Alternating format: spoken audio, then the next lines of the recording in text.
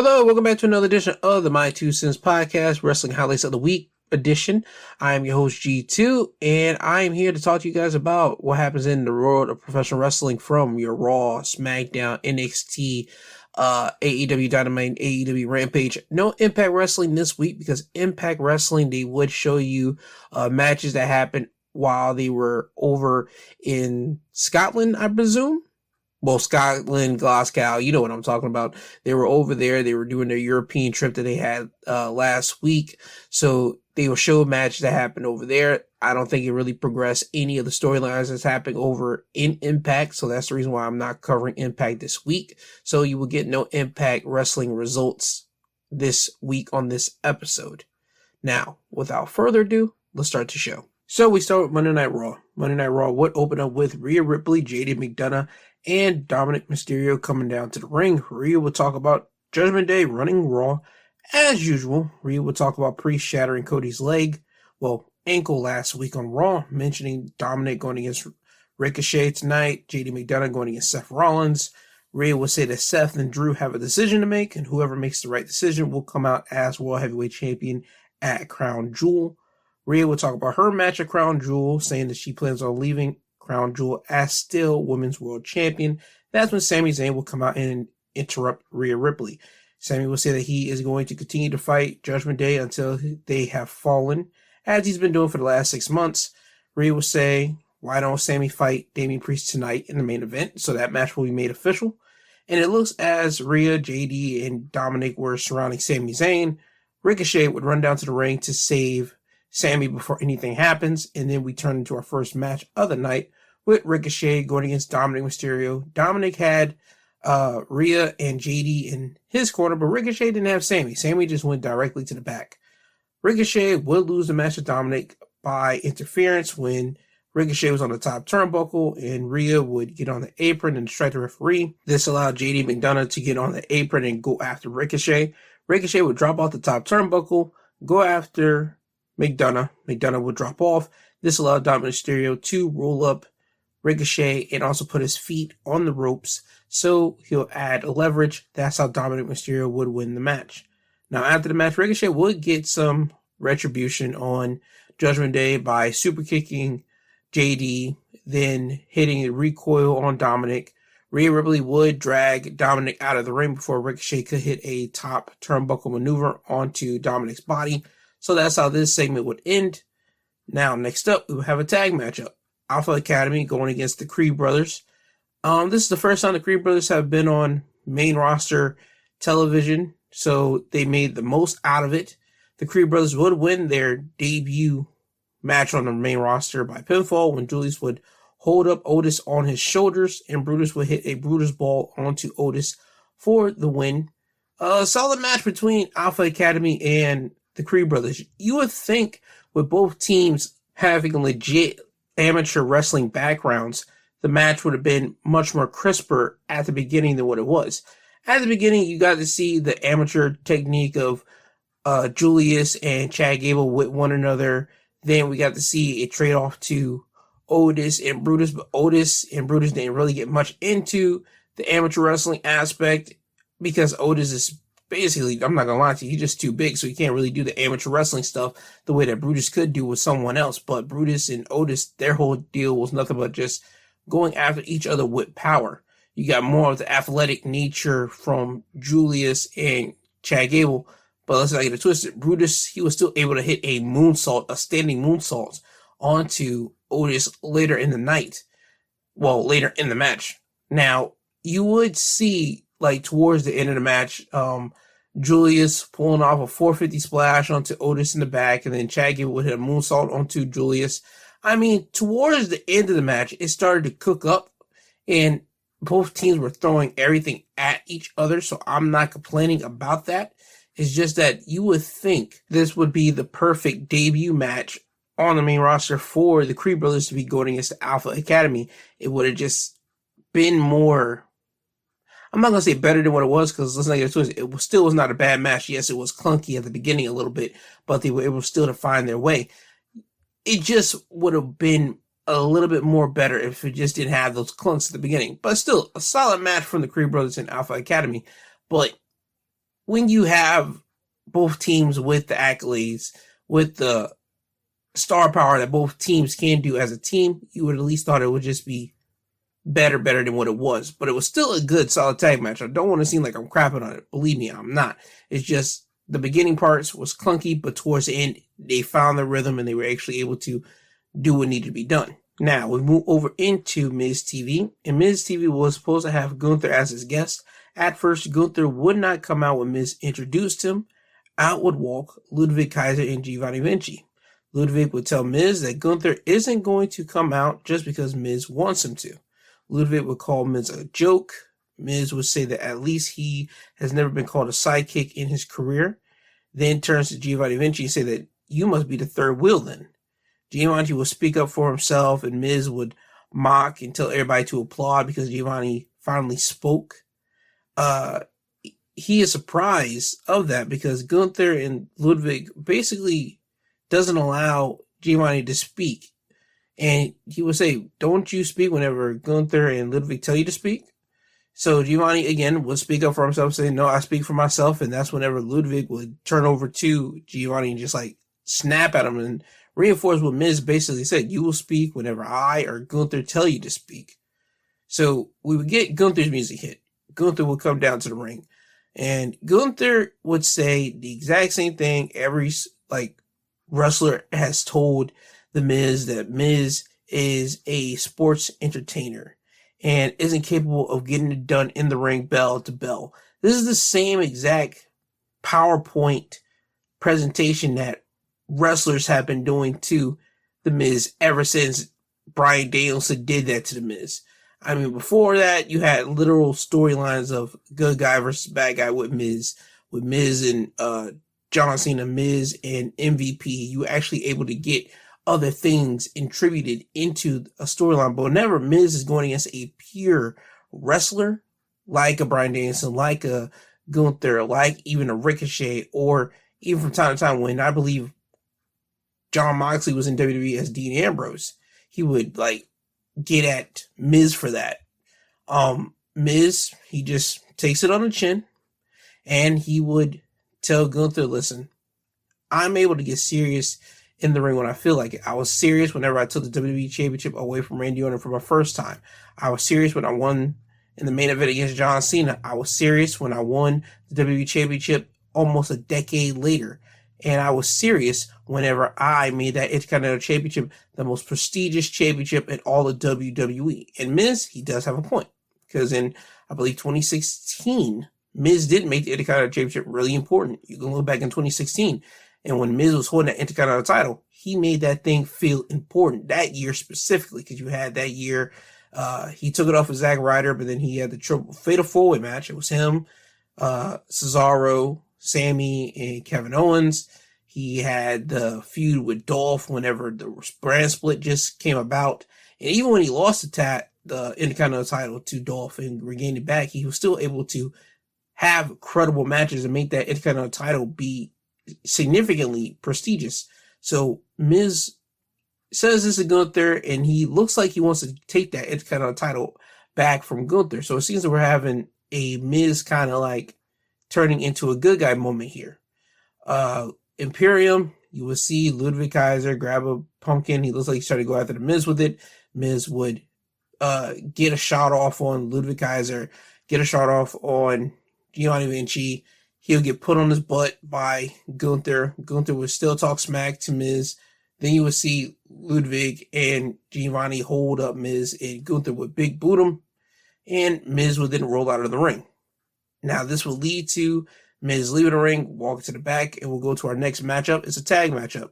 DIY going against Imperium. DIY would win the match by pinfall by hit meat in the middle onto Giovanni Vinci for the win. Solid tag match. It was, I believe, DIY's first tag match in 4 years. They mentioned that. So, hey, they were able to do good. It was a solid tag match.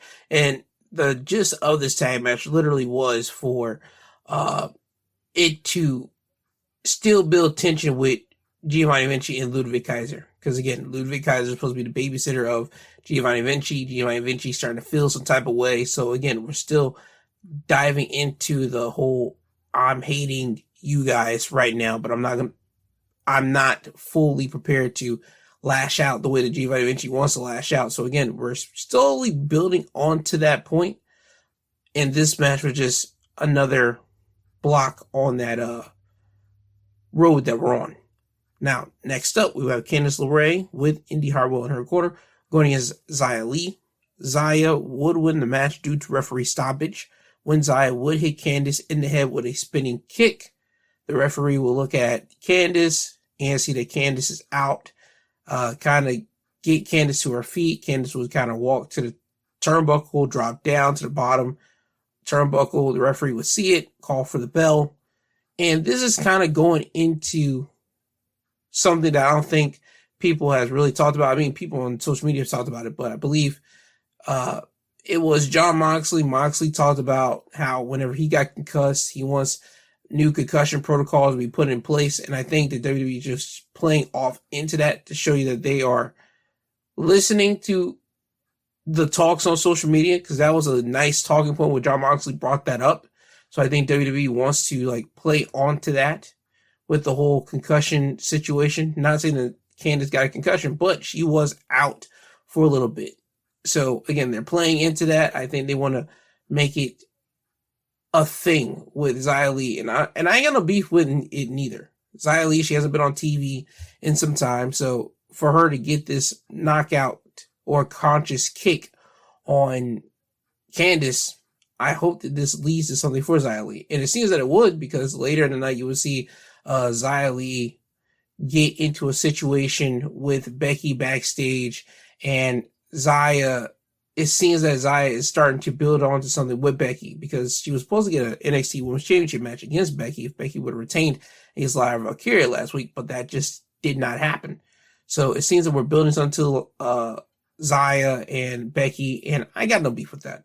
As long as we build up new stars, that's all that really matters, and Xia having this opportunity is a good thing.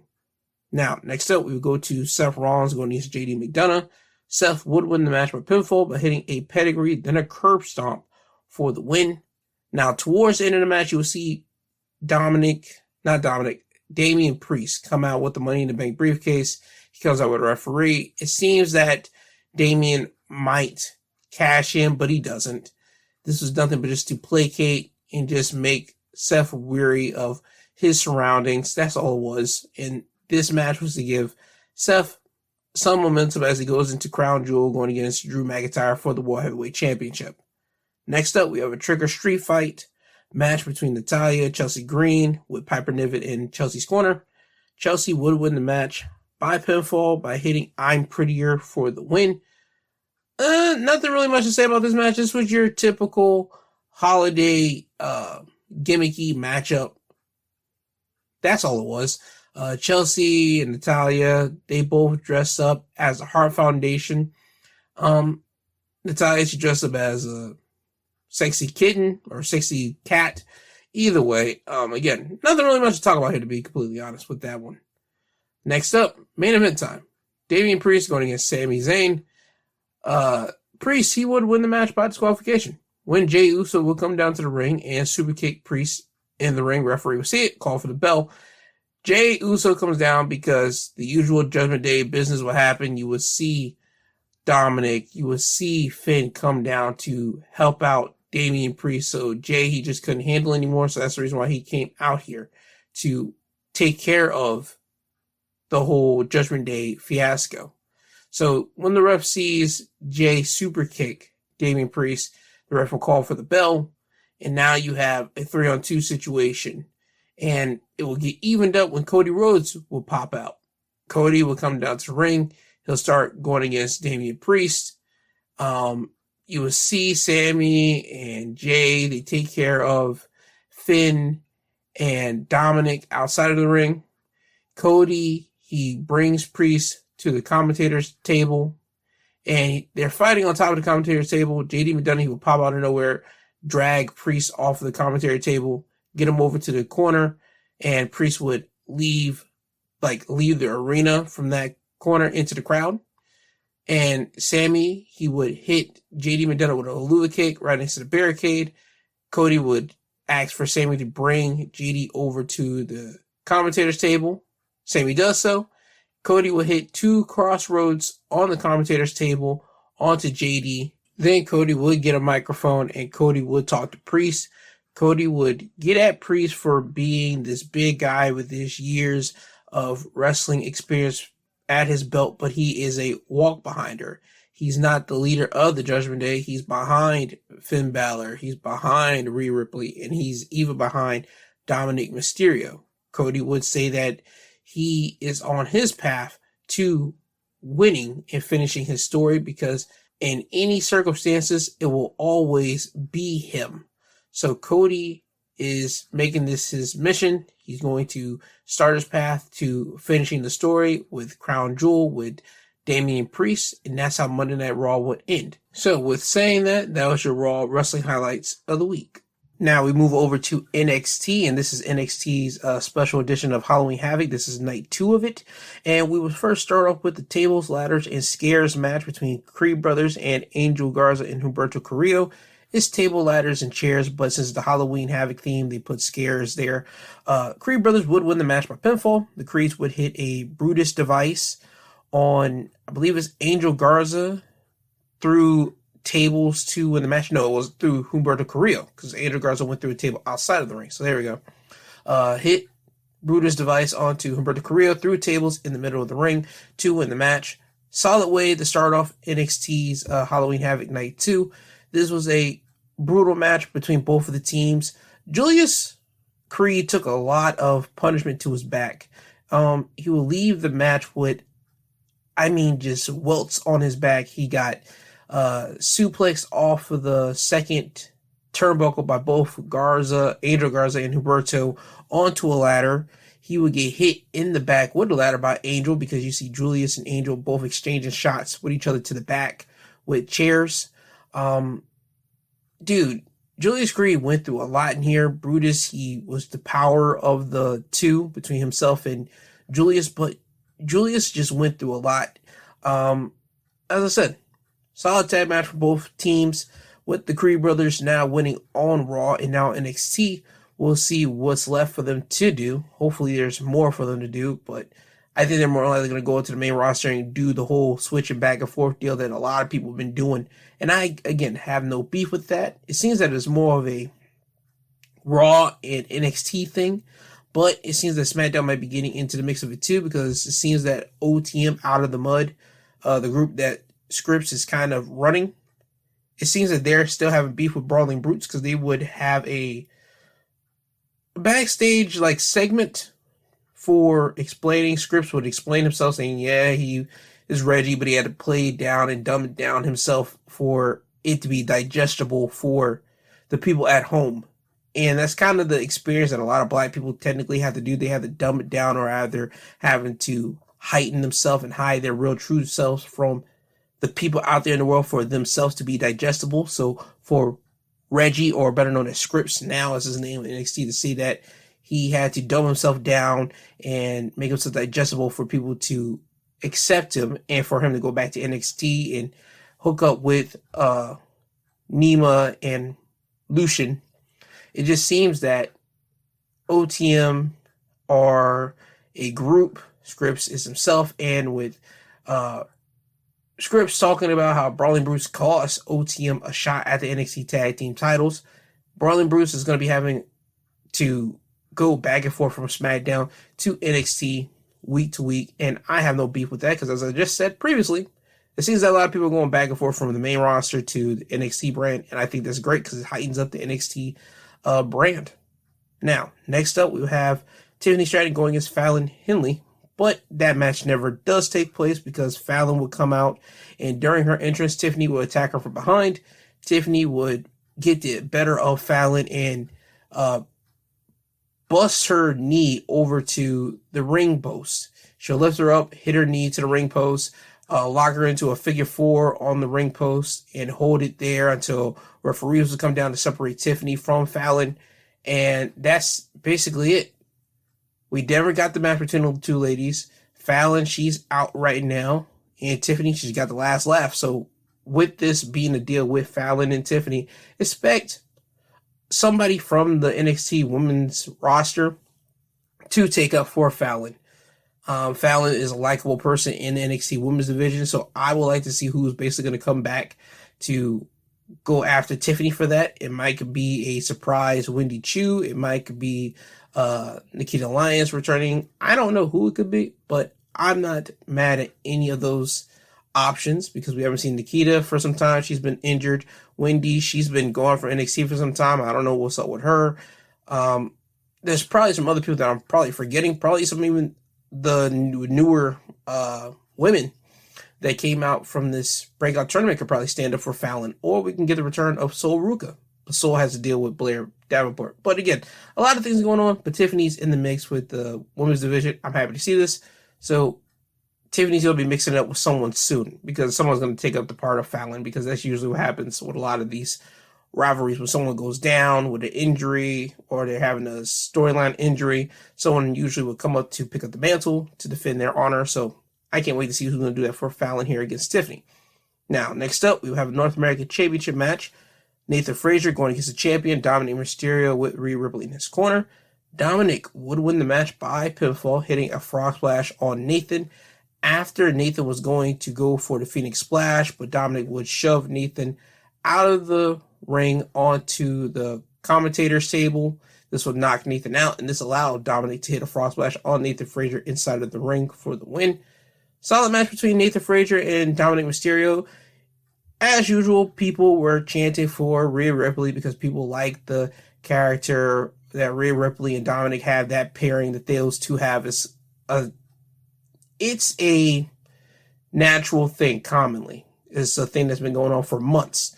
So that happened here. But in this match, you got to see people actually cheering for Dominic as well. I think the NXT audience is cheering for Dom because they see how much he's putting into this. They see how much he's putting into his matches for the North American Championship, seeing the passion, seeing the effort that he's making to actually get better in the ring. And Dominic, he's grown leaps and bounds in the ring from joining Judgment Day literally last year to him now. You can literally see he is a different person from inside the ring to the character to the appearance. He's literally different in every way. And I feel that not only being on the main roster, being with the Judgment Day has helped, but being down there in NXT whenever he's down there doing this stuff. Before he was NXT North American Champion, when he would just come down there occasionally from time to time, to him now being North American Champion, being on the NXT shows, if not week by week, literally bi-weekly, you see Dominic and Rhea on there, and he'll actually have a match, or he'll have a segment that'll lead into a match the next time you see him. Dominic has been growing leaps and bounds, and I'm glad that we're seeing that from Dom here. And I think the NXT crowd during this match, they realized that, and that's the reason why you saw the NXT crowd cheering for Dominic in this match against Nathan, because usually it'd just be a straight up boo. We want the other person to win against Dom, but it just seems that we got people cheering for Dom, and it might translate over to the main roster. It might not. It just might stay an NXT crowd thing, but that's one thing I did pick out in this match. Nathan versus Dom, solid straight match between the two, but that's the one big thing I did take out of that. It seems that the NXT audience is actually liking what Dominic is doing, and they actually like that he's putting in the work effort to get better, and especially in front of them. Next up, we have Braun Breaker going against Mr. Stone. Braun Breaker would win the match by pinfall. Wasn't so shocking because you know the dynamics. Braun Breaker, he's actually a star. He's NXT main eventer. You know how he's positioned. Going against Mr. Stone, who is a manager for Von Wagner, his client that got took out by Braun Breaker. They would say what was a month ago, 2 months ago. So with Mr. Stone trying to get some revenge for his client and his friend Von Wagner, it just didn't happen. Braun Breaker, he did what he could do. At first, you see Robert Stone kind of just like slap Braun to kind of keep Braun away. Braun will go after him, but you knew what time it was. Once Braun got his hand on Mr. Stone, it was over, and that's exactly what it was. Now, after the match, you would see Braun drag Stone out of the ring, and he looks to do the exact same thing to Stone what he did to Von Wagner by smashing his head with steel steps. However, that does not happen because Von Wagner would make the save.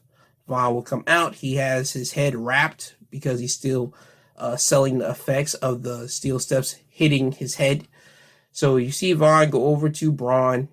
They do battle a little bit. Vaughn would choke slam Braun Breaker onto the bottom steps.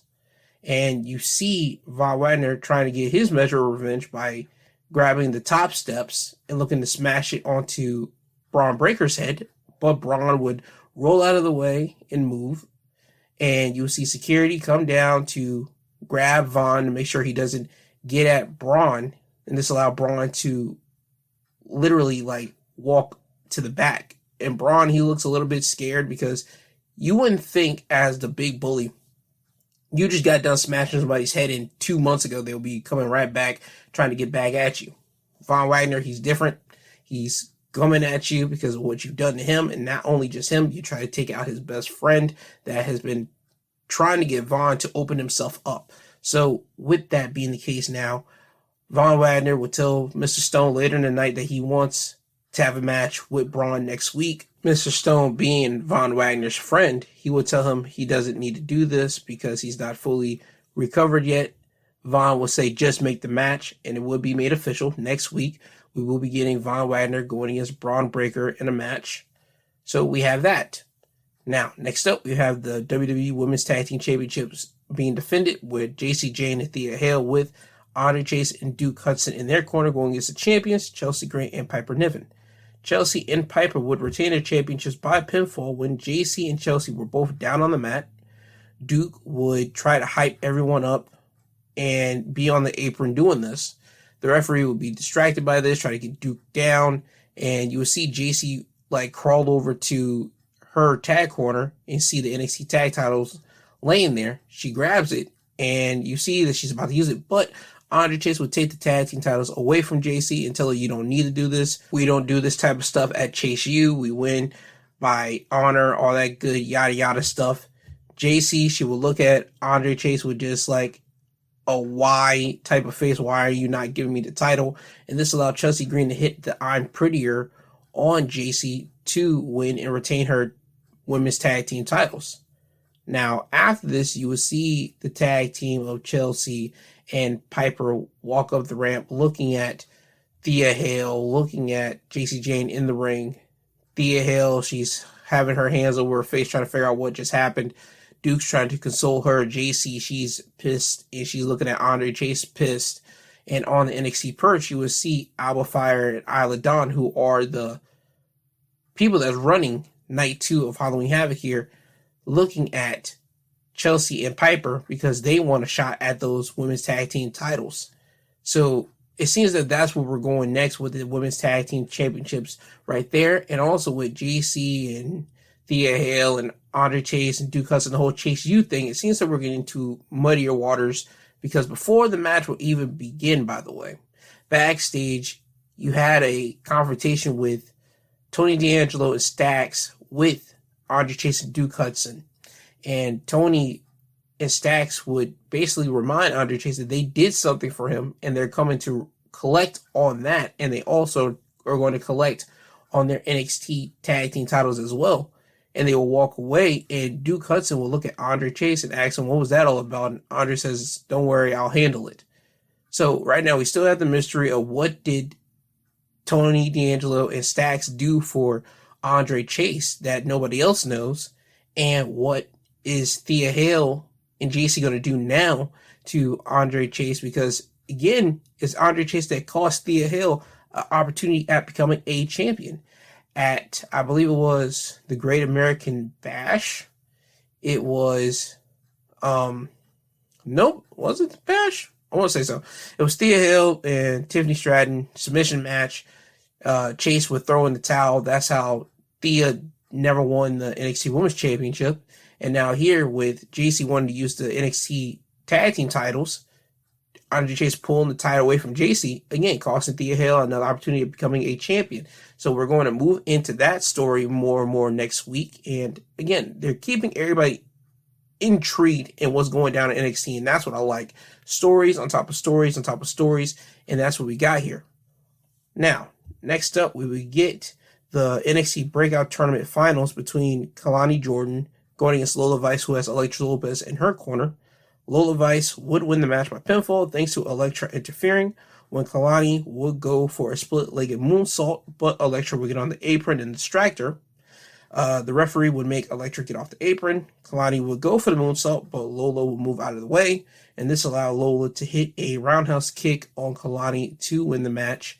And now Lola Vice is your NXT Breakout Tournament winner. So now with that, she now has the opportunity to basically cash in on a NXT Championship matchup anytime of her choosing. So she can go after the NXT, well, it's no longer that, the Women's Championship, Women's Tag Team titles, or she can go after the NXT Championship. So that's what we could do with Lola. It's all on her decision to do so. I have no problem with this. I don't think anybody technically had a problem with it going to be either Kalani Jordan or Lola Vice.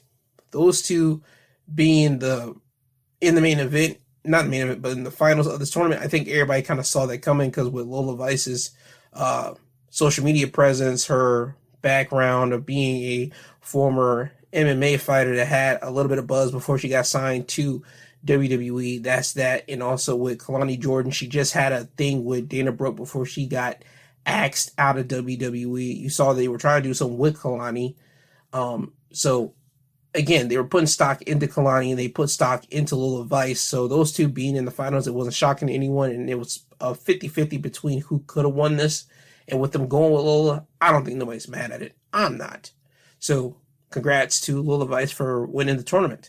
And I'm pretty sure they're going to have something up their sleeves for Kalani Jordan to do because they're not just going to leave her out in the cold.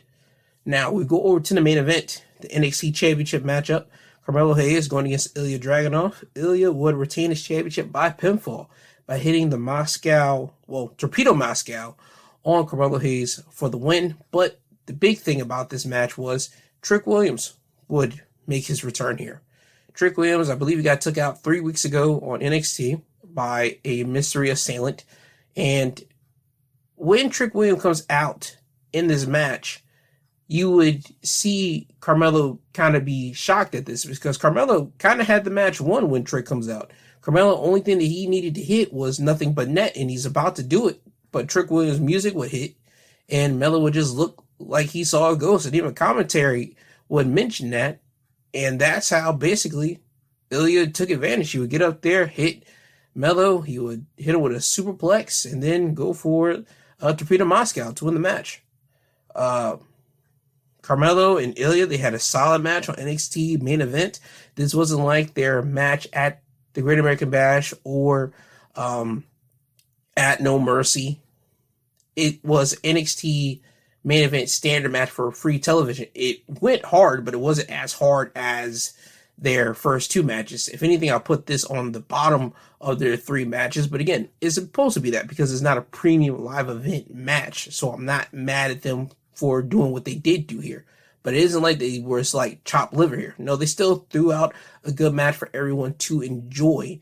But the thing was, it built up to the crescendo, the final of the reveal of Trick Williams being back here. That's all it was really built up into. Now, once Ilya wins the match, he leaves the ring. You get this moment where Trick Williams would get in the ring and he just has this look on his face. He would get in the ring, he'll walk over to Melo, he would pick Melo up, and you would see Melo kind of looking at him with a dog-like worried look on his face. And Trick, he doesn't change his face, he's still looking at Melo, he's looking at him like a deterred look. And it seems to me that we're getting Trick going against Melo here. It kind of gets insinuated that Trick is saying that Melo did this to him. And a lot of people were speculating that it could be Melo that did this to him, or it could be Wesley. Now, I'm not saying it's not Wesley because they might be throwing us a little red herring here because Wesley did make his return on NXT as well, but he did it earlier after Dominic won his match against Nathan Frazier. Wesley would attack Dominic after the match, and it seems that Wes is going after the North American Championship. But who's to say that Wes isn't going after the North American title and also causing a friction between Trick and Melo? Because the last time we saw Wes before he left for his little vacation or wherever he did for this time away that he was away from NXT, Wes was cleaning out his locker and he heard the conversation between Mello and Trick. And what a surprise. The time that Trick comes back on NXT TV, Wes is back on NXT TV. So again, we could be throwing people off. WWE could be throwing people off and saying, no, it's Mello that did it instead of Wes. But again, right now we're having a thing whether it is Mello or Wes that attacked Trick. Right now, it seems that Trick is having his eyes focused on Mello, and we got to figure that out because Trick doesn't say nothing to Mello. He just stares at him. But it would quickly turn to backstage, and backstage you would see Ilya on the ground, and Baron Corbin, he's standing above down Ilya Dragunov, and he's holding the NXT title, and he told him, I told you to watch your back, keep your head on the swivel. And Baron has made his notions pretty clear. He's going after that NXT championship, and he's next in line. So it seems that's what we're building into next. Ilya going against Baron Corbin for the NXT championship, and hopefully next week we get some type of meaning for why Trick kind of cost his friend, quote unquote, Mello, the NXT championship. Hopefully that's what we get next week on NXT. And also, they have admitted that they're bringing back the gauntlet matchup that they did at last year's NXT Deadline. So they're bringing back the Gauntlet King of the Mountain style match. I don't remember the name of it right now, but they're going to be having qualifying matches for that next week. So we had that also set for next week on NXT, as well as Noam Dar defending the NXT Heritage Cup against Akira Tozawa, because they did the Halloween Havoc house torture thing that they've been doing for the past, since 2021. First time they did it was Johnny Gargano took the NXT North American title away from Mello. Mello and Trick had to get it from the Haunted House. Last year it was Toxic Attraction, and I don't remember who. Oh yeah, Alba Fire. And this year they continue it here with Akira Tozawa taking the not North American, but the Heritage Cup away from Metaphor, and Metaphor had to go into the Haunted House to get it back. So yeah, next week, Noam Dar, Akira Tozawa for the NXT Heritage Cup, and the qualifying matches for the Gauntlet King of the Mountain style matches that's set up at Deadline as well. So that is what's set for NXT next week. And I think that's it. Now, with that being said, that's your NXT wrestling highlights of the week.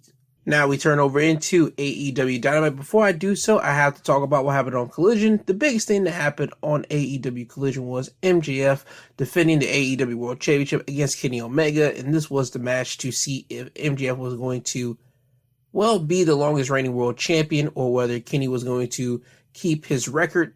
As you know, MJF would defeat Kenny Omega in a great match. I believe they had 30 minutes to wrestle on Collision, and they used all of 30 minutes. I mean, you saw Kenny and MJF go back and forth. Kenny Omega hit a powerbomb off the apron through a table outside of the ring. He hits MJF with multiple V-triggers throughout the match, and Kenny almost won the match if it wouldn't have been for Don Callis. Don Callis would come down to the ring. He would act like he's going to get in the ring with a screwdriver, and this allowed Kenny to take his focus off the match. And with this doing so, MJF, he would basically take advantage. MJF would hit a Panama Sunrise onto Kenny, hit him with a Heat Seeker, win the match to become the longest reigning AEW World Champion. After the match, Kenny and MJF, they would shake hands, show each other respect. So that was Collision. Basically, that was the big thing that came out of Collision.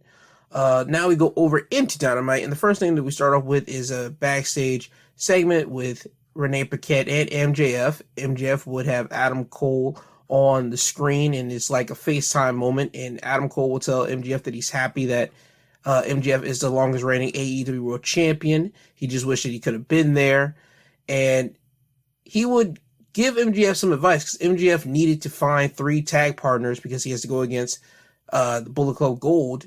And if MJF and his team wins against Bullet Club Gold, he gets his AEW World Championship back. Adam Cole would tell MJF, listen, I'm not there, and that's a bad thing, but I've seen what's been going on, and you probably want to take up Samoa Joe's help.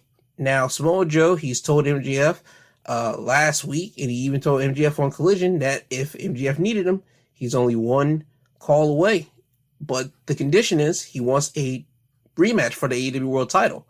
So throughout the night, you will see MJF try to recruit people to be on his team. He would go over to Kenny Omega's locker room, and inside was Chris Jericho, and Chris Jericho would just shut the door. And when MJF would walk away, Wardlow would just bum rush MJF and tell them directly to his face, "You ruined everything from me.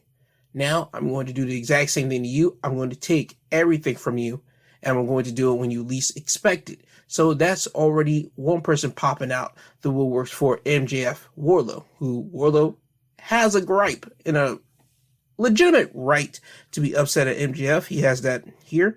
Later, you will see MJF try to go over, and you think that he's going to knock on Darby Allin's door, but he doesn't. He would just instead take Darby Allin's name tag off the door and write emo bitch on it. So again, that still has the feud of Darby and MJF still in the works there. And I think those are just still planting seeds for whenever they actually do wrestle again. MJF, he would walk up to Samoa Joe's door. He wouldn't tap on it because, again, he doesn't want to have Samoa Joe being in his... He doesn't want to owe Samoa Joe anything. So Samoa Joe's off the table. The Acclaim, they would constantly try to have Max choose them to be his tag partners for the main event. MJF will constantly say no. So we will have to see what happens on the main event. But now, moving away from that, we get to our first match of the night. It's for the International Championship. We have Orange Cassidy, the champion, going against the challenger, Claudio Castagnoli. Orange would retain his championship by pinfall, when Orange would counter Claudio's pop-up European uppercut, when Orange would land on Claudio's shoulders and hit a Hurricane Rana for the win. Solid match to open up Dynamite with Orange Cassidy, Claudio Castagnoli. Claudio, he was just superior in this match against Orange. Orange was able to get some couple hits off. He was able to hit a Superman punch and even a beach break, but this match was mainly dominated by Claudio because Claudio is just taller, stronger, even faster than Orange, and even strikes harder than Orange. I mean, in every attribute that you think of, Claudio is better than Orange, but just Orange was just able to sneak out a win against Claudio here. So that's what this match was really all about. After the match, Orange would roll out of the ring. He's at the end of the ramp. Jon Moxley's music would hit. He would come to the ring through the crowd as he usually does. Orange Cassidy, he still has beef with Moxley because Moxley took the international title away from him at All Out. So Orange would rush into the ring, and Orange would proceed to get beat down by Moxley because Orange is still tired after his match with Claudio. So Moxley would continue to beat up on Orange.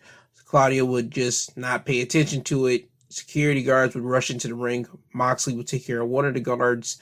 Claudio would take care of the other. And then Mox would go right back to beating up on Orange. Claudio would see enough of it. He'll deadlift Moxley off of Orange, and Moxley will leave the ring. And we would get set up with a match between Orange Cassidy and Jon Moxley at Full Gear for the International Championship. So this is going to be the rematch between both of the men. Now, next up, we have the Ring of Honor 6-man championships being defended here. The Mogul Embassy was represented by the Gates of Agony and Brian Cage, going against the Elite, who were represented by Hangman Page and the Young Bucks. The Mogul Embassy would regain their ROH 6-man tag team championships by pinfall, thanks to Swerve Strickland interfering when Swerve will come out on the ramp, and he would taunt Hangman Page because Swerve broke into Hangman's house last week. So with Hangman seeing Swerve on the stage, he would literally tag out and he would rush up to Swerve, and you would see those two just basically run to the back. So with the Young Bucks having now to face the Mogul Embassy all by themselves, it will turn to a 3-on-2, and the Mogul Embassy would win when Brian Cage and the Gates of Agony would hit a series of moves onto Nick Jackson to win the match. Now, after the match, you will see Matt Jackson being pissed off. He's livid.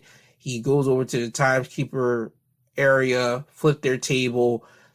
slide the bell off the table, grab a chair, hit the legs of the table, hit the ring post. And I mean, Matt Jackson is just livid. He's not happy. He's angry. And we will get more of this later. And I'll mention that in a minute. Also, in the back, you will see Hangman Page and Swerve doing battle backstage. And it will be announced later in the night that Swerve and Hangman will be going against one another in their rematch at Full Gear. There was not no stipulation added to it. I think that there will be one because they still got time to build up for it. But I think there's going to be a stipulation added. If not, another singles match between the two. I'm not mad at it, but I would think for someone breaking into your house, you would want to just beat the hell out of them. But we'll wait and see what Tony does. Now, next up, we'll go into the ring for an in-ring interview with Adam Copeland. Adam would mention last week Sting talking to him backstage. Adam would say that him and Sting have been each other's sounding boards for years, since both of them have had the same type of surgeries and injuries. Adam would give it up to Darby, as well as saying he's one of the top guys who's going to lead this industry into the future. Adam will say that he knows people want to know if he's going to take up Sting and Darby's invitation to join them as their team in their Full Gear match against Christian, Luchasaurus, and Nick Wayne. But before Adam could give an official answer, Christian Cage and his entourage of Nick Wayne and Luchasaurus will come out on the stage. Christian will tell Adam that he plans on retiring Sting whether he wants to or not, and that Darby Allin's arm will never be the same after being suplexed on the stairs at Wrestle Dream. Christian would tell Adam that he needs to reconsider Sting's invitation to be his partner, because if Adam does agree to be their partner, Christian plans on breaking Adam's neck. So you will see Christian then send Nick Wayne and Luchasaurus into the ring, and Adam will take care of both Nick Wayne and Luchasaurus. You will see Christian try to come into the ring, sneak attack Adam, but Adam would look at Christian, and you would just see those two just stare at one another. Luchasaurus would clothesline Adam behind the head, knocking Adam down. This allowed Nick Wayne to then hit Wayne's World, which is a springboard off the second turnbuckle for a cutter onto Adam. Christian would tell Nick Wayne to grab chairs. Nick would do so, and it seemed that Christian's about to go for a concerto, but Sting and Darby Allin, they would come out and make the save for Adam. They'll beat up on Nick Wayne, Luchasaurus, and as you see Darby Allin and Christian in the corner battling out with each other, Christian got the upper hand on Darby, but in the rear corner behind Christian, Adam is just stalking and waiting for Christian to turn around so he can hit him with a spear. And once Christian does, Adam would hit him with a spear. Christian would roll out of the rings holding his ribs, and Adam would look at Sting and look at Darby and tell them, you know what? I accept your invitation. I will be your third guy. So at Full Gear, we'll have a trios match of Adam Copeland, Sting, Darby going against Christian Cage, Luchasaurus, and Nick Wayne. Everybody knew it was coming. I'm just glad that we finally got there instead of keep on playing games. So maybe Adam's doing it, maybe he's not. I'm glad they finally got to it now. So congrats. Now, next up, we get to a 2.0 with Jake Hager going against Chris Jericho and Kenny Omega. Kenny and Jericho would win the match by pinfall when Jericho would hit Angelo Parker or Cool Hand Ange with a Judas effect when Parker was trying to hit Jericho with a baseball bat. Don Callis' family was at commentary. Don was on commentary, but behind him you had Kyle Fletcher, Konosuke Takeshita, and Powerhouse Hobbs just being there. And once the match was over, you saw Don and his family start walking down the ramp. Don will throw out a challenge to Kenny and Chris for a street fight in 2 weeks on Dynamite. Kenny would say that they accept and that Kota Ibushi will be by their side when they do the street fight. Don would tell Kenny that your math still isn't good because you're still one man short. And Chris would take the mic and he would tell Don that, listen, you have a big man in Powerhouse Hobbs with you, but he's not a giant. And then we would get Paul White's music hitting, formerly known as Big Show. Paul White will come out on the stage. He's geared up. And Kyle Fletcher, he would run over to Paul White. Paul White would knock out Fletcher with one punch. So we got our 8-man tag match made for, I believe, 2 weeks on Dynamite in a street fight. Don Callis' family going against Kenny Omega, Chris Jericho, Kota Ibushi, and Paul White. Now we go backstage, and this is what I was talking about with Matt Jackson being pissed off. You would see Chris Jericho, Kenny Omega with the Young Bucks in, I believe they said this was the Elite's locker room. And Kenny and Jericho, they're talking with Renee Paquette. Matt Jackson will walk over and he would question Kenny and ask him, what's he doing here? What's this prick doing here? The Young Bucks haven't forgot what Jericho did to his father a couple years ago. And this was talking about the build up to Jericho and MJF going against the Young Bucks at Revolution. I believe it was in 2021. So you see the Bucks haven't forgotten about that. Also, they would mention how basically the Elite came back together, but somehow nobody's basically by each other's sides. And he's talking about how Kenny didn't rush down to the Young Bucks whenever the Young Bucks needed help against the Gates of Agony and Brian Cage. And Matt would say, hey, I'm not mad. There's no heat here. But he's clearly upset. He's clearly pissed. And he will leave the locker room. So we might be getting more of the Young Bucks being upset and them like probably turning heel. I'm not mad at that because Matt Jackson, he's not really a good like baby face. I think the time for the Young Bucks to be baby faces, good guys, in other words, are over. They work better as bad guys. I mean, in the first initial run, it's AEW as good guys. Yeah, it worked, but they work better as bad guys. We've seen it, and it just needs to be that way. Kenny Omega, he could be a good guy because he got favor with the people, but nah. Matt Jackson, him specifically, I think people like to boo him more because he has more of a booish style of just character persona. Nick Jackson, people like him because he's able to work in the ring. He's able to wrestle and do the high flying kicks and everything that is popularized right now. So, with Matt just basically being the mouthpiece for the Young Bucks, I think the Young Bucks are going to be turning heel, and I'm not mad at that in the slightest, to be honest. Now, next up, we go to an AEW Women's Championship match. You have Hikaru Shida going against Willow Nightingale. Shida would win the match by pinfall by hitting the katana for the win. After the match, Shida would help Willow to her feet, and they would shake hands and hug each other. Solid match between both of the ladies. The biggest takeaway I took away from this was that Willow Nightingale, she's no longer like having the black little streaks underneath her eyes, the same streaks that she was wearing with Sky Blue the past couple weeks because she got misted by Julia Hart. So you no longer see that under her eye anymore. It seems that the evil or the influence that Julia was trying to put on Willow got taken away from this. But again, solid match between Shida and Willow.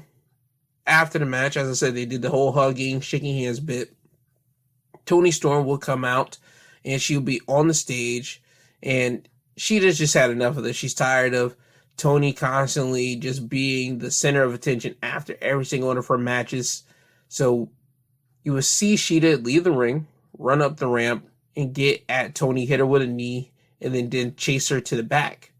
Now, once this action happens, the lights will go out, and once they pop back on, Willow Nightingale was in the ring with Julia Hart. Julia Hart, she would extend her hand out to Willow, and Sky Blue, she would run down to the ring, and she would get in Julia's face. Now, at this moment, as I said earlier, Willow and Sky, they had the blue, like black streaks on her eye. Willow doesn't have it no more, but Sky Blue, she does, and she has it more running down her face. And it seems to me, and it seems to everybody, that Sky Blue was going to join with Julia, because you saw Sky Blue get in Julia's face. Julia would head nod at Sky, and Sky would turn around and look at Willow, and it seemed that Sky was going to attack Willow, but she doesn't. She instead turns back to Julia and miss Julia in her face with blue mist. Julia will have to run out of the ring and hold her face because she can't believe what Sky did to her, and that's it. So it seems that Sky Blue and Julia Hart, their continuation of their feud still going. And again, I'm not mad at it because you give more women on the AEW women's roster some time on television. You give them more storylines for people to care about. I like that. That's all anybody could ask for whenever you are watching professional wrestling, especially when you got the depth of wrestlers that AEW has. They need to have some TV time for people to care about them, especially your women's division. You can't just always be having these select people just being representing for a division, for the women's division especially. So I'm glad that Willow, Sky, Julia, Chris Statlander, Hikaru Shida, Toni Storm, even Abaddon, who Abaddon went against Shida at Collision. I'm glad all these individuals are getting time to shine on the screen. I'm glad for that. Now, we go to our main event, the 8-man tag. Bullet Club Gold going against MGF and 3 partners. And the 3 partners would eventually end up being the Acclaim. And the thing was, for the Acclaim to be MGF's tag partners, there will be 2 conditions. 1, MJF would have to do the scissors with the Acclaim. And 2, MJF would have to wear whatever in a bag that Max Caster gave to MJF. And what was inside the bag was nothing but pink gear. Pink gear that fit MJF like attire. So you had MJF's attire, but just basically pink. Including the pink Burberry type scarf that MJF would have for his entrance.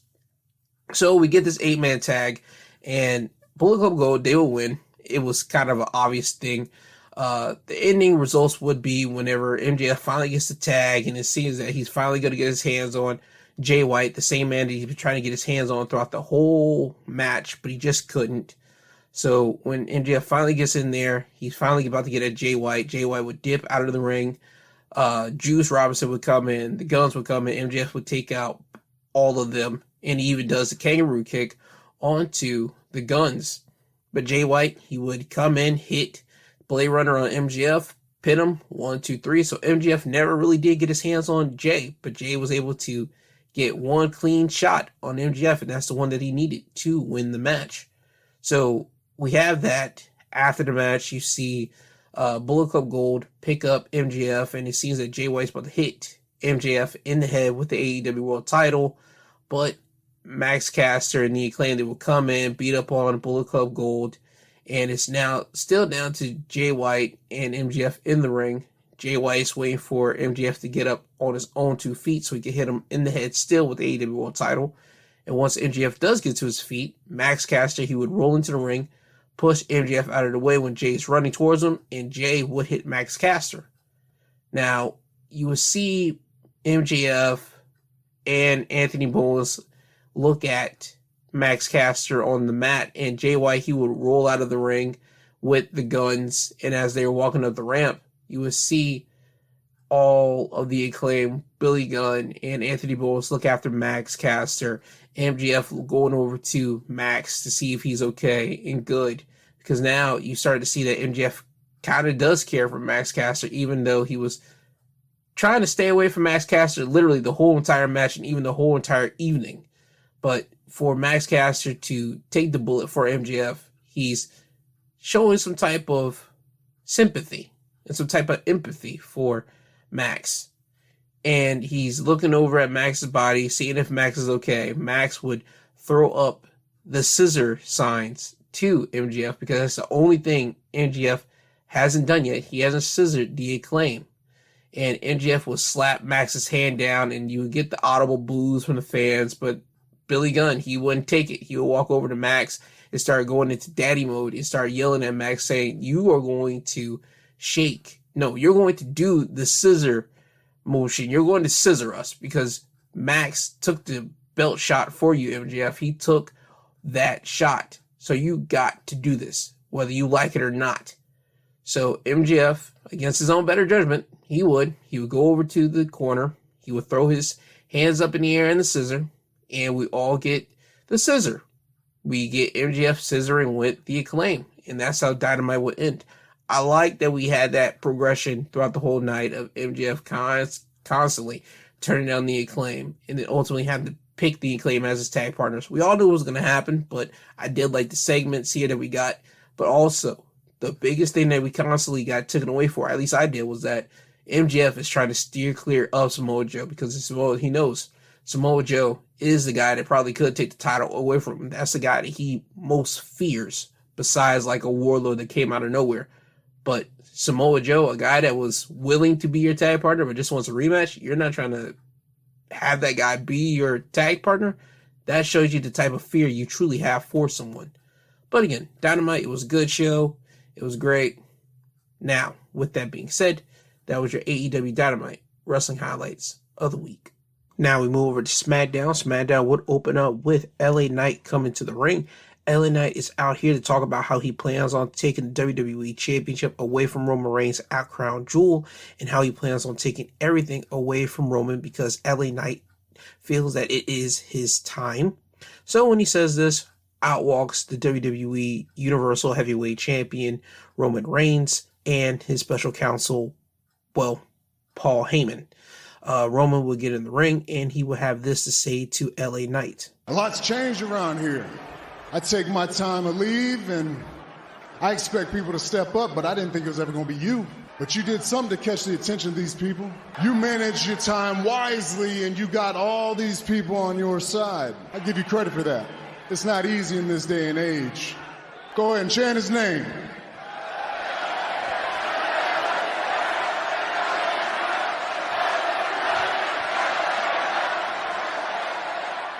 Because this is the last night that's going to happen. Like I said, I've advanced this business.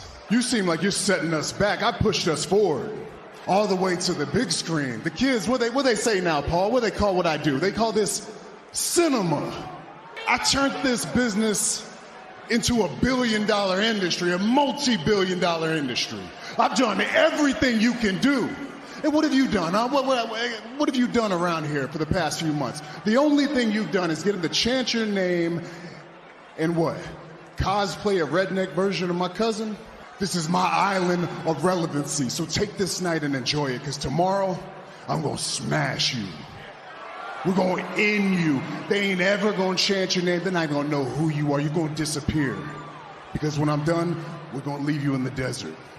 But don't worry, you won't be the last one. You got to be feeling pretty unbeatable right now, don't you? I mean, let's face it, you've beaten everybody, haven't you? You've beaten just about everybody that stood in front of you. But you don't understand. I ain't coming at you from the same angle that everybody else did. You don't understand. I'm not here to finish something. You don't understand. I'm here to start something. Yeah. I'm here to start the LA Knight era. So you want to talk about cosplaying? I'm going to cosplay the guy who's going to kick your ass at Crown Jewel. Matter of fact, I ain't going to cosplay it. I'm going to live it. You come in here and you talk about megastar. You want to mock that. I tell you what, man, you've done an amazing job. You've made yourself damn near a megastar, but only because you carry that title. I'm the megastar because I live it every damn day. So I'm going to put it to you like this. You talk about leaving me in the desert. I will tell you one more time, I don't do warning shots. So make sure if you're going to take your shot, make sure you leave me. Make sure I'm good and done. Because if you don't, I will come back and I will find you. And the only bloodline that'll be visible will be running right down between your eyes while you hear him say, and new WWE Champion, L.A. Knight. Yeah. Now, with both men getting that off of their chest, you will see both of them start getting each other's face. You will have security come to the ring to separate both men. Roman Reigns would shove LA Knight. LA Knight would shove Roman. And that's the last you will see of both of these men because they have to get themselves ready for their upcoming title match against one another at Crown Jewel. This was the last preparation to get people anticipated and excited to see them wrestle at Crown Jewel. I think it's going to be a good match, but I'll wait to give my predictions towards the end of the show. But it was a great segment from both of LA Knight and Roman Reigns. Roman Reigns, he gave Knight his props for getting the people to love him because he admits that's not an easy task. But he does call him a redneck version of his cousin. So with that respect, you get some disrespect at the same time. Knight, he took it like a pro, but he was actually able to withstand it and just proves why he is one of the guys that people like, because even with LA Knight still doing his whole yeah shtick, he got the people with him. He got the people still doing the yeah. He got the people feeling what he's saying, and people do want LA Knight to win. But again, I'll get more into that in the predictions. So great last impression from Knight and Roman Reigns here. Now, next up, we get to our first match of the night. Kevin Owens going against Austin Theory. Grayson Waller will be our commentator for this match. Kevin Owens would win the match by pinfall by hitting a pop-up powerbomb, then a stunner for the win. The reason why this match even came about is that last week, Kevin Owens, he would punch both Grayson Waller and Austin Theory at the exact same time in a backstage segment. So it seems that Kevin Owens is having a problem with Grayson Waller and Austin Theory. And when he hit Theory with the stunner, he pinned Theory and he looked at Waller, who was on commentary, and he just stared at him. So I think next week we're going to get Grayson Waller going against Kevin Owens on SmackDown. And I think it's going to be a good match, to be completely honest. I think that's what's going to happen, but we'll have to wait and see. Next up, we will have Chelsea Green and Piper Niven going against Shotzi and Charlotte Flair.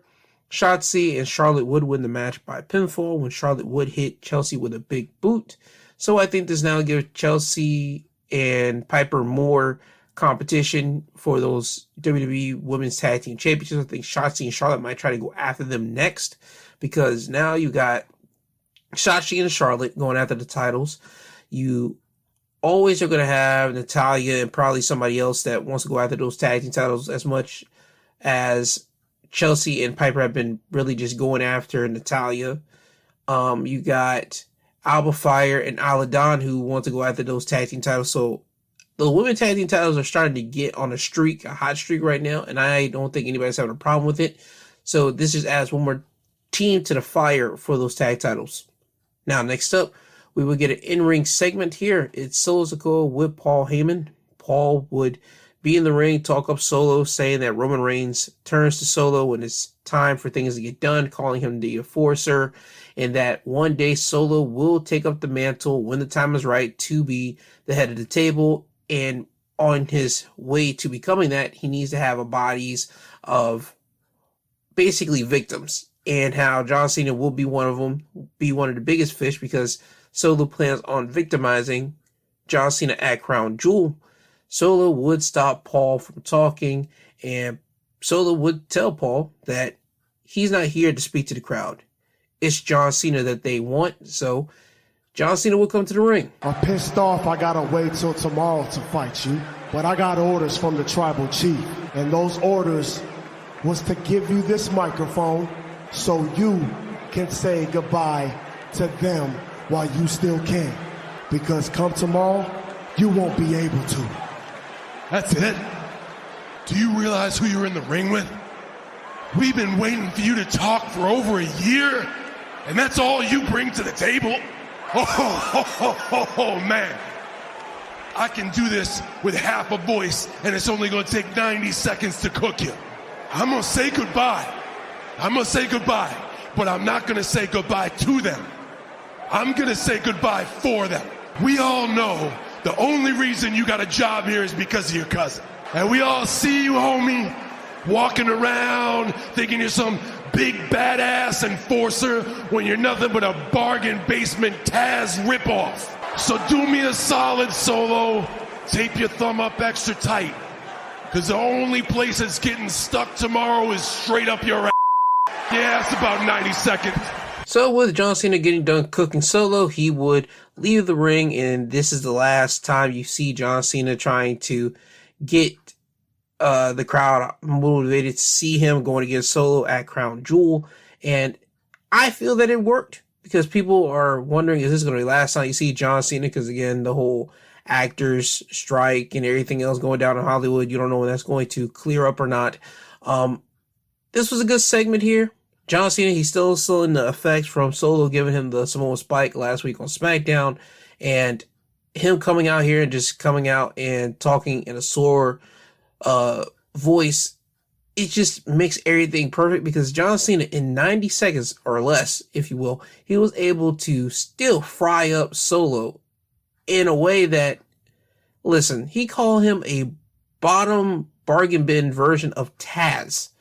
And people know what Taz, who he is. If you watch ECW, or even just go through YouTube and just type in Taz ECW, his promo skills, Taz was a beast. He just was unfiltered. He was just an angry man. And in the ring, he was an angry, pissed off guy. Even though he wasn't the biggest guy, he was still able to throw you around and do everything that he felt like.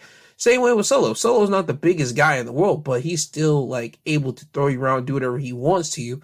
But Solo hasn't equipped, at least in WWE right now that we've seen, the skills to make people fear him, which I'm hoping that he is able to showcase that soon in WWE. I'm hoping that this thing with John will allow people to want Solo to be menacing, even though he's menacing in the ring, but menacing on the mic.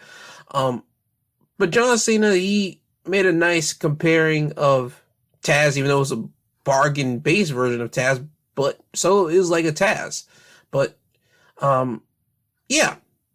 Solo, John, I think they're going to have a great match at Crown Jewel. As I said, I'll get more into the predictions whenever that time comes, but I did like this segment from John and Solo. And the one thing I am asking, next time John has a segment with a young guy that he has to go into a match with, please don't allow John Cena to cook someone, because that's not good. It's just going to have the crowd just more saying that person isn't ready. So that's just my thing on that. But again, great segment, but just take that away from it. Stop having John Cena cook these guys. Stop it. Now, next up, we would have the Brawling Brutes going against Pretty Deadly in a good old-fashioned Donnybrook match. It's basically a no-holds-barred, anything-goes style match here, but you had like bar stools, you had kegs, you had bottles, just everything was going on.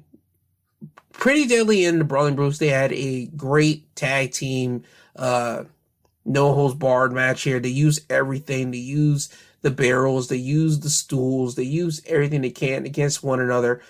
Pretty Deadly would come out as the victors in this match when Kit, Wilson, and Butch were fighting on the top turnbuckle, and Elton Prince will smash a bottle over the head of Butch, and this allowed Pretty Deadly to hit Butch with an avalanche spilt milk through a table to win the match. So again, solid match between the two. If you haven't seen it, I would suggest go and watch it, because I'm pretty sure you're going to enjoy yourself with that. Now, next up, we would go backstage for the weigh-in between the United States Champion Rey Mysterio and Logan Paul for their upcoming match at Crown Jewel for the United States Championship. You would do this. They would get in each other's face after they get their official weigh-in. Rey and Logan will talk smack to each other. Logan, he would tap Rey on the head like a little kid. Rey would slap Logan in the face and then hit him in the head with the microphone, and you just have security like keeping Rey and Logan away from each other. And that's basically the segment here. Again, this is a way just to get people interested in talking about Logan and Rey. I think they're going to have a great match too, but again, I'll get more into that. I think a lot of these matches on Crown Jewel is going to be good, but again, I'll get more into that as prediction time will come up. Now, main event, Bianca Belair going against Bayley. Damage Control will be barred from ringside because early in the night, Bianca Belair would have a backstage interview. Damage Control would attack Bianca. Nick Aldis would have to come in with a couple of referees to separate all the ladies. So this would make Nick decide for Damage Control to be barred from Bayley's match with Bianca. So we get to it. Main event time. Bianca Belair would win the match by pinfall, hitting the KOD for the win.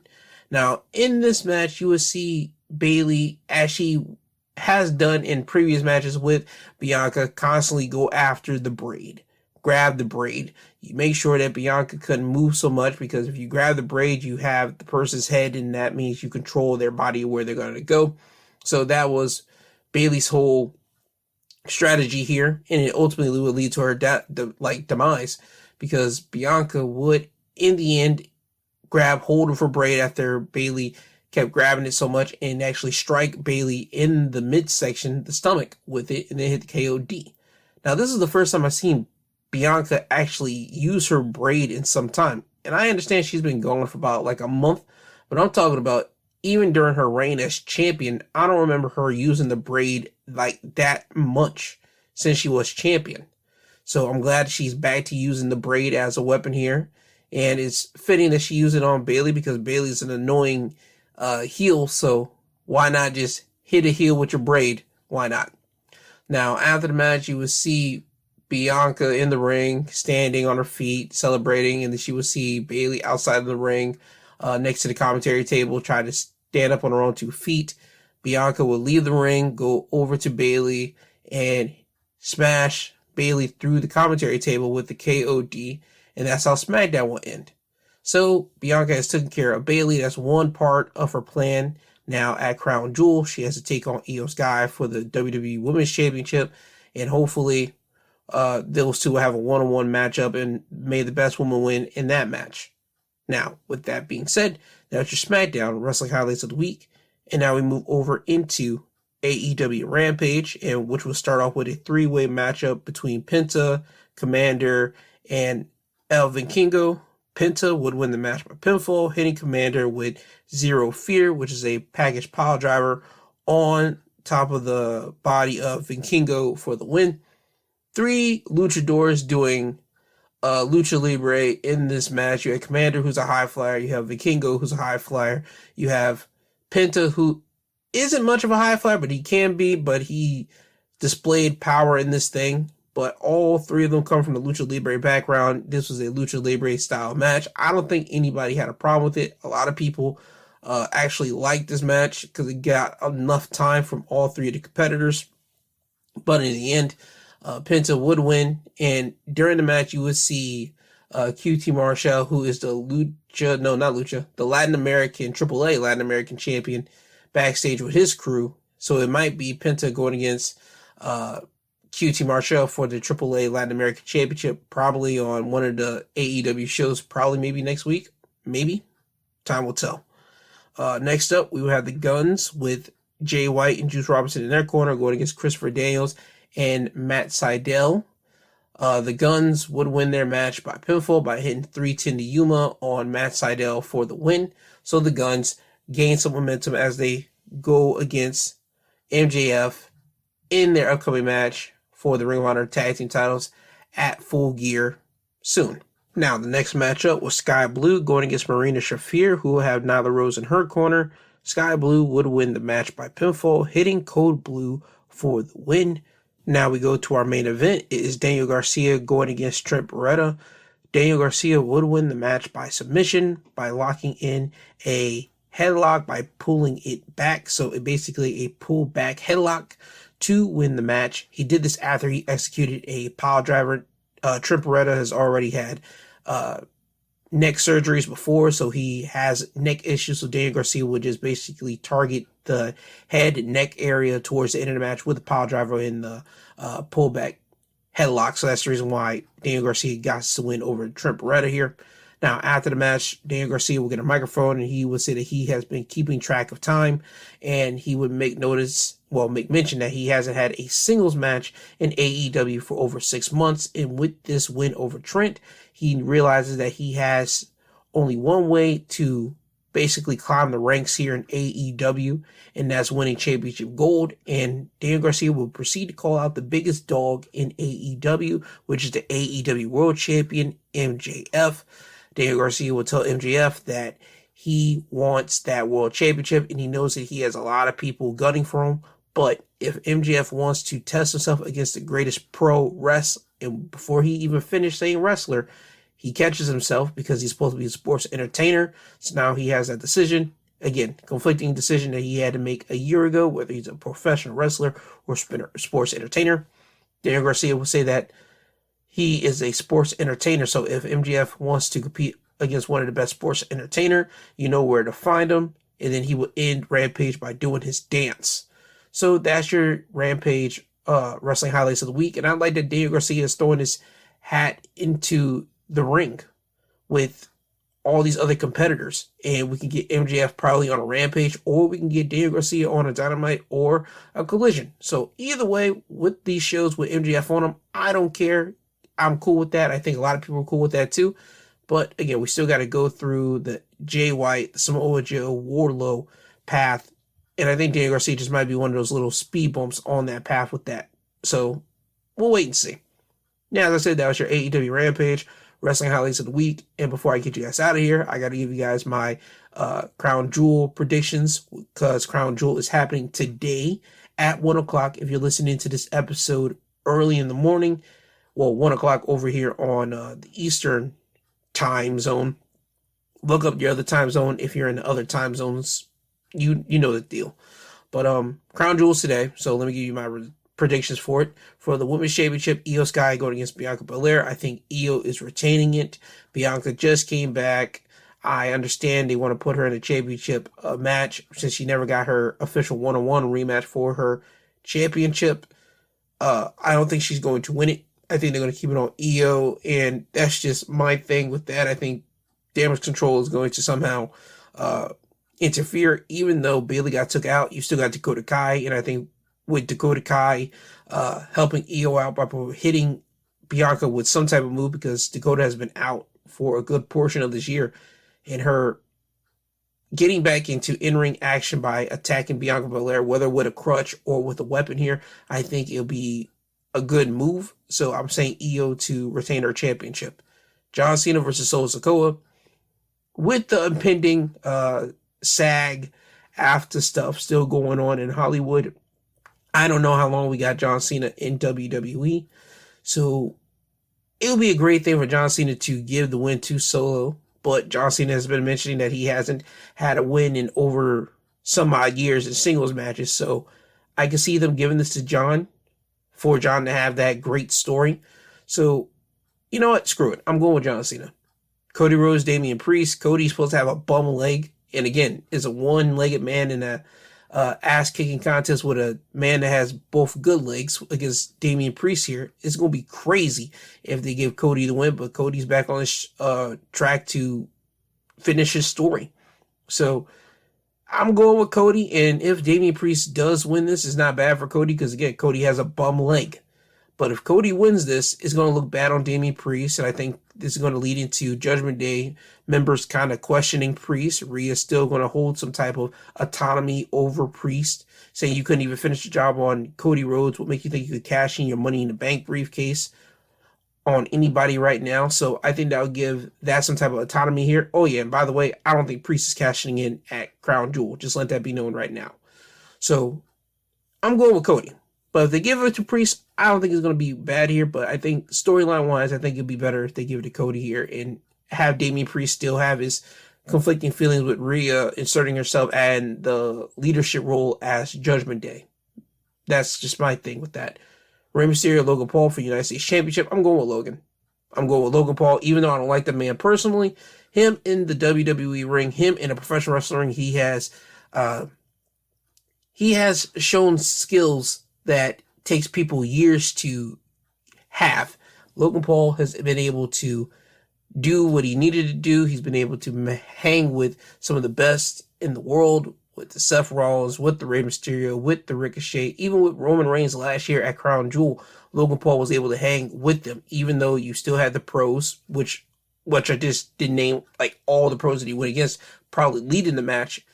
They can lead the match all they want, but you still got to follow and hang with them. Logan Paul was still able to hang, and I think that's what's going to happen here with Rey. Rey's going to lead the match. Logan's going to follow him, and they're going to do their business, and I think there's going to be one of the great matches at Crown Jewel, to be honest. But in the end, I think Logan Paul is going to win by nefarious actions, and he's going to become the new United States champion. Now, Rhea Ripley defending her Women's World Championship in a Fatal 5-Way against Nia Jax, Shayna, Zoe, and Raquel. Rhea Ripley, I don't think I need to go into this so much, because if you give it to any of the other four women, the Nia, Shayna, Zoe, or Raquel, what's going to happen? Like, let's be honest here. Rhea is the female Roman Reigns for that division. And unlike Roman, if you give that title to any other women in that division right now, it's not going to mean as much, because they are not on the television as much as Rhea Ripley. They're not in dominant presence of a storyline as much as Rhea at the moment. So it just be a null factor. You got to build up the challengers for them to dethrone the champion. And none of these four women have a great build right now to take the title off of Rhea Ripley. I'm just going to be straight buck fifth, 100 right now. Rhea Ripley retaining her title off of that alone, because none of these other challengers right here have credible momentum going into this match. Just be completely honest. Seth Rollins going against Drew McIntyre for the World Heavyweight Championship match. This one could easily be a back and forth situation. You could have Seth carrying the World Heavyweight Championship once again into another month, or you could have Drew beating Seth and have him actually win in front of people and be the new World Heavyweight Champion. I don't know. Again, this one's a 50-50 for me. For the character of Drew McIntyre constantly saying he's been screwed, I can see Seth winning this, because Judgment Day member, either Damian Priest or Rhea Ripley, coming out there to inadvertently or advertently help Seth out and make Seth win the title and retain the title over Drew and make it seem that Seth is joining the Judgment Day. Drew just gets pissed off. Claymore kicks Drew and, Seth, and Drew constantly goes on this "they're screwing me" tour, the same way that Bret Hart was doing in 1997, because Drew McIntyre is doing the Bret Hart. That's just what it is. Drew McIntyre is doing the Bret Hart 1997. I'm getting screwed constantly, left and right, and I just am not able to get over it. So, for character-wise, I have no problem if Seth retains, but for the man, the person behind Drew McIntyre, the character, the man that got robbed of winning a world title in front of thousands of people, if Drew McIntyre wins this, I think this will kind of make up for it, because you're winning it in Saudi Arabia. Yes, it's not America, but it's in front of a lot of people in a stadium per se. So you can kind of move a couple things around. Yes, sure, it's not WrestleMania, but you still win it in front of a big amount of people. So, character-wise, I'm going for it. Seth Rollins. Main event, Undisputed WWE Championship, Roman Reigns, LA Knight, Roman Reigns. That's simple. Roman Reigns is going to win this. I think that he's going to give LA Knight a good match in the main event, because LA Knight is one of the guys that's up next at bat to go against Roman, and people want LA Knight to succeed. I think everybody knows LA Knight isn't winning, but they want him to have a good match against Roman Reigns, and they want LA Knight to come out on the losing end with a scent smelling like roses, coming out looking good instead of looking like a piece of trash. That's what I'm trying to get with this. And I think that's what Roman's going to accomplish with LA Knight. And I think that's what LA Knight's going to accomplish with Roman in their match here. It takes two to tango. And I think both of them is going to hold up their part of the deal for this match. So Roman Reigns retaining his title against LA Knight. And I think this is going to be the road for LA Knight to go on to another championship, probably the United States title, because everybody's saying that LA Knight might go against Logan at the next WrestleMania or the next biggest pay-per-view of the Big Four, which is Royal Rumble. No, it's Survivor Series, but Logan's not dropping that Survivor Series, so probably Royal Rumble. If not that, WrestleMania. We can build it up for LA Knight to go against Logan at WrestleMania for the United States title. We can do that there too, but have this match be catapulting LA Knight into the stratosphere. Have people look at LA Knight still be the megastar and give him what he needs so he can proceed into the future world champion when his time is officially at hand. So, again, Roman Reigns wins WWE Undisputed Universal Championship, or aka the WWE title, retaining.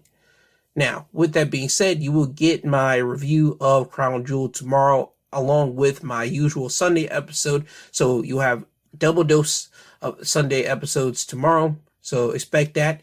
Now, with that being said, this has been your Wrestling Highlights of the Week, presented by My 2 Cents Podcast. If you did not listen to my Wednesday podcast, which is the midweek breakdown, go and listen to that now. Have a chance to. I think you'll like the song at the end of it. I personally did. It wasn't something I expected to like when I first listened to it, but once I heard it, I loved it, and I think you guys will enjoy it too. But, yeah. Now, again, with that being said, this has been your Wrestling Highlights of the Week, presented by My 2 Cents Podcast. I love you all. Please have a great, safe week. Again, tune in tomorrow for the Crown Jewel review and also my Sunday episode. But if you don't, you'll hear from me again next Saturday. Have a safe week.